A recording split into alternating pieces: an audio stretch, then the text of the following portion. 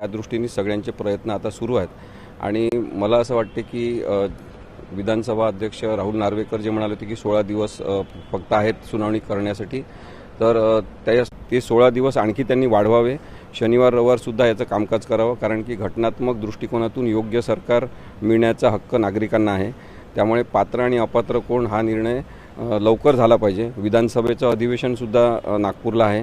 त्या कालावधीमध्ये राहुल नार्वेकर यांना बिझी राहावं लागेल आणि त्यामुळे शनिवार रविवारचा सुद्धा त्यांनी वापर करून नवीन शेड्यूल एक तयार करावा आणि जास्तीत जास्त दिवसांचा वापर करून लवकर हे प्रकरण संपवावं असं मला वाटतं. त्या पद्धतीने महेश जेठमलानी प्रश्न विचारत आहे, त्याच्यावरती सुनील प्रभू यांनी आक्षेप घेतला होता. त्या बाबतीत काही सुधारणा होण्याची अपेक्षा आहे का, किंवा त्यांनी स्वतः स्पष्ट म्हटलं की मी आरोपी नाही, आमदार आहे? सुरुवातीला जेव्हा कठडा लावण्यात आला होता तेव्हासुद्धा हा मुद्दा आम्ही त्यांना सांगितला होता की ते आरोपी नाही आहेत, ते साक्षीदार आहेत आणि त्यामुळे उभं राहून साक्ष ते देणार नाहीत. त्यामुळे बसायला खुर्चीसुद्धा त्यांना देण्यात आली होती आणि जो साक्षीदार असतो त्याला आपण आरोपीसारखी ट्रीटमेंट देणं हे अयोग्य ठरते.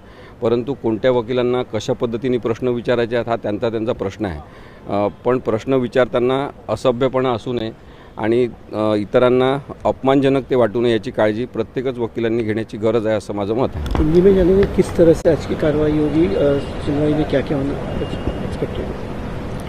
एकनाथ शिंदे इनके तरफ से जो दलील पेश की गई है और जो गवाह पेश किए गए हैं उनके माध्यम से हमें भी ये जानना है कि कौन सही है और कौन गलत है.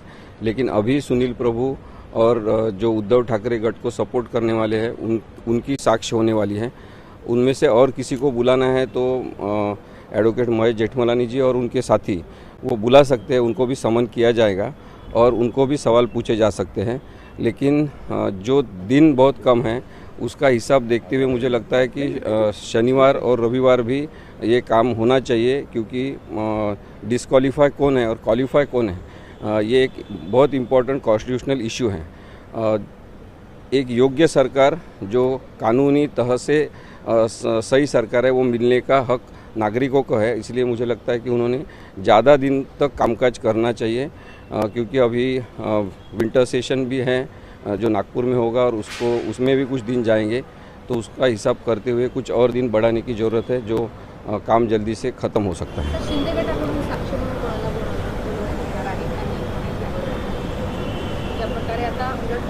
नाही, आता आम्ही म्हणजे आमच्याकडून आता आम्ही सांगणार की आम्हाला कोणते साक्षीदार बोलवायचे. त्यांनी आता बोलवलेले आहेत, त्यांना आणखी काही जणांना बोलवायचं असेल तर ते बोलवू शकतात.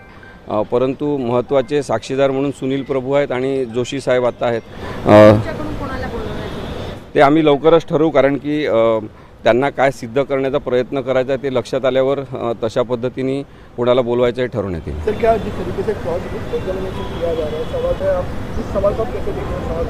नहीं, सवाल जवाब जो हो रहे हैं वो बहुत ज़्यादा ज़रूरत है ऐसे नहीं है. कानूनी तरह से अगर किसी को क्रॉस लेना है तो उसमें बहुत ही मर्यादित स्वरूप से क्वेश्चन पूछे जा सकते हैं और बहुत ज़्यादा क्वेश्चन पूछने से समय बर्बाद हो रहा है और सुनील प्रभु जो है उनको भी बार बार वही सवालों के जवाब देने पड़ रहे हैं. इसलिए जो इरिटेशन होता है वो जवाब देने वालों को होता है और वैसे ही सुनने वालों को भी होता है. सुप्रीम कोर्ट ने जो समय दिया है, सुप्रीम कोर्ट ने जो समय दिया हुआ है आपको अभी तो सुप्रीम कोर्ट ने जिस तरह से उनके ऊपर आक्षेप लिए हैं तो सभी का यही प्रयास रहेगा कि जल्दी से